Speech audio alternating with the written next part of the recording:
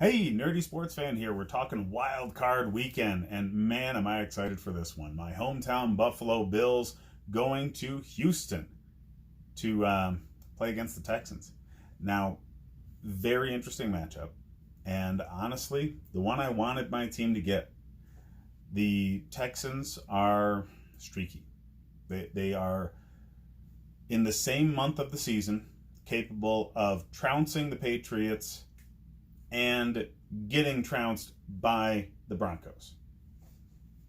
Yeah, they're so up and down, it's nuts.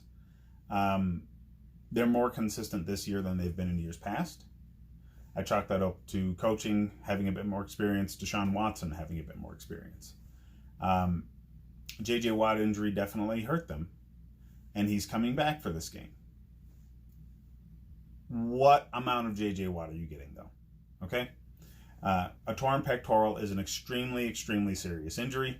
Nobody comes back from these things in the same season. So the fact that he is, after only, 9 weeks, that sends up a lot of red flags. All right? He's going to give an emotional boost to this team, for certain. Is he better at, say, 75% than his backups would be? Absolutely. Is he going to even be 75%, though? I doubt it. I really do doubt it. I think we're going to see a shell of what J.J. Watt really is on this field. So the real injury to worry about for Houston is Laramie Tunsil. They've had offensive line issues for a very long time there in Houston. And the Bills have a very multiple defensive front. They rotate in 8 guys that can put solid pressure on the quarterback. They don't have the one dude that stands out and says, man, we got to double that dude. But that's kind of their strength. All right, they roll out so many people that are really good. Nobody's great, but all of them are really good. Shaq Lawson, he's on the injury report. He's going to play. He'll be fine. Okay? Then you roll in Ed Oliver and Phillips and Murphy, and it starts to get ridiculous. They're going to rotate these guys in and out, and the offensive line for Houston is going to have a serious problem with that. Their best blocker is hurt, and you don't know, even if he is going to play, how well he's going to play. So the Bills' task there is not to put so much pressure on Deshaun Watson that, he's running out of the pocket right away. It's to keep him contained. Deshaun Watson is far better when he's creating on the fly than he is when he's contained to the pocket. So the Bills' task, taking advantage of a weak offensive line by staying in your rushing lanes and keep Deshaun Watson contained. That way, scramble drill doesn't come into account. And your extremely good secondary can handle DeAndre Hopkins and Will Fuller and Kenny Stills. They are one of the most capable defensive secondaries in the league, the Bills. So they're not really going to be worried about the offensive talent coming at them from the Houston side there.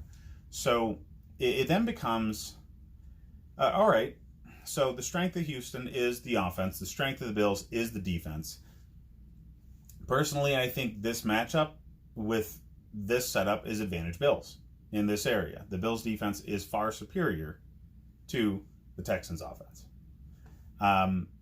Now let's look at the other side of the ball. What can the Bills' offense do against the Texans' defense? The Texans are statistically the worst defense going into the playoffs. A lot of that has to do with J.J. Watt being out. Like we said earlier, him coming back is going to be an emotional lift, not necessarily a player personnel plug-in and upgrade kind of lift. So the unit I do expect to play better because he's there. I don't necessarily see him personally being some sort of X factor that just ruins the Bills' offensive line. The Bills' offensive line is better than it's been. It's not great. Okay? This isn't some sort of group of world beaters that they assembled. Okay? It's a bunch of people that other teams were willing to let go. They had, 4 new starters on this offensive line through both the draft and free agency. Mitch Morse has been great when he's healthy, and he's healthy right now.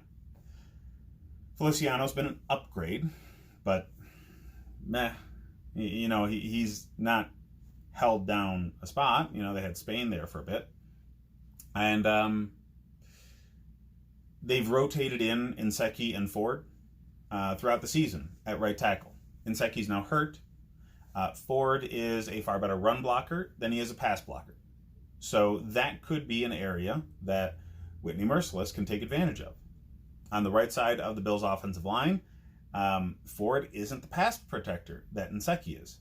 And Nseke's hurt from last game. So you worry there. Josh Allen has one of the most enviable skill sets of a quarterback in the league. He's gigantic. He's built like a brick shit house. He can run, and he can cannon the ball down the field. But more importantly, he can fit the ball into tight windows, and that's what he's been doing so far this season. We've not seen the big play down the field. It just has not been there. What has been there is tight window throws getting into Cole Beasley, tight window throws getting into John Brown, and letting those guys create afterwards. These guys have made a career out of being just good route runners. And you combine solid route running with a quarterback that's not afraid to throw a ball in a tight window, you're going to take advantage of the short passing. And the Texans are definitely not good defending that area at all. So I think the Bills can take advantage of that, but I am worried about the matchup there for the Bills, mostly because of the issues on the right side of the line going up against Whitney Mercilus. I think that this is a bit of a push. The Bills' offense is not great. Okay, they want to dominate time of possession with the running back Singletary, who is far better later in the season than he was in the beginning of the season. They can. They rested him last week. Frank Gore's not hurt. He's still Frank Gore. He's older, sure, but he's very, very consistent, and he's not going to put the ball on the turf. Well, so they can dictate pace, and I expect the Bills to dictate the pace of this game. They're going to turn it into the kind of game they want to play, which is tough, grinded out, smash mouth. Can Houston deal with that defensively long enough for their offensive playmakers to maybe once or twice during the game slip away for a big play that the Bills definitely can't necessarily compete with on their own offense? Houston can definitely out big play the Bills. The Bills can definitely outgrind the Texans. So this is a very, very interesting matchup. Whichever team gets control of the tempo early is going to win. Whether it be the Texans just rolling up the score or the Bills dominating pace of play. That will be what decides the game. If it is a slow pace, smash mouth game, the Bills win. If it is an up-tempo scoring spree, the Texans win. That's how these teams are built. So whoever controls the flow wins. Personally, I think based off of consistency, discipline, the Bills have the edge. And I think they're going to win. I think they're going to win a close one, but I think they're going to win. And it's not going to be anything fancy. It's not going to be anything spectacular looking. It's going to be holding the Texans down in the first and second down plays, creating bad third down situations, which they take advantage of and force punts, and grind out the offense, get one or two good long scoring drives, and just hold the pace of play down. Knock a few field goals in. They're going to be low scoring. I think they win 2017. Now, Most of the country thinks Houston's going to win this, but look at the Vegas line. The Vegas line has this, Houston's only 3-point favorites. They're playing at home. 3 points is the bump that Vegas gives for the home team. So Vegas, much like what I'm talking about, thinks this is a bit of a push. So is it a difficult thing to go into Houston and win a game? No. Okay, they've lost home playoff games before in that stadium. So I don't think their home field factor really comes into play here. They have the same record at home as they do on the road. For the Bills, though, their defense, their style of play travels extremely, extremely well. They pretty much play every game like it's a road game. And that shows in their record. They're a better team on the road than they are at home. The Bills are 6-2 on the road, 4-4 at home. When you expect to be energy up, crank up the score, that does not work for the Bills. When you control the tempo, defense, and run the ball, that's how they get their wins. And that's what most coaches are preaching in road games. You deflate the football, all right? You take the air out of the stadium by making it an ugly game. And I think the Bills do that because, again, the Texans don't really have a great home field advantage. And I think they carry it to a win.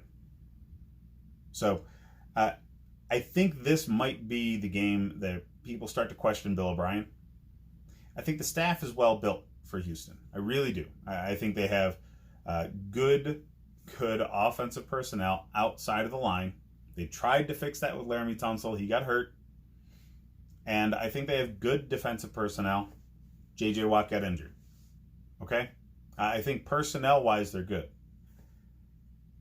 But you lose a few home playoff games, which, again, I'm predicting they're going to here. People start to question why. And is it a killer instinct sort of thing? Is it the quarterback? Is it the coach? Those questions come up. Bill O'Brien needs to win a playoff game next year if he wants to stay. Getting to the playoffs a few times, that'll keep him fine for this offseason, no problem. But if he loses this game, the only way he retains his job is if he wins a playoff game next year. So that's what I have for this game. Hit me up in the comments. Tell me what you think. And check out the rest of the videos. I'm covering Wild Card Weekend, and we're going to get into pre-draft and coaching changes very soon. So like and subscribe if you enjoy the content, guys. Thanks.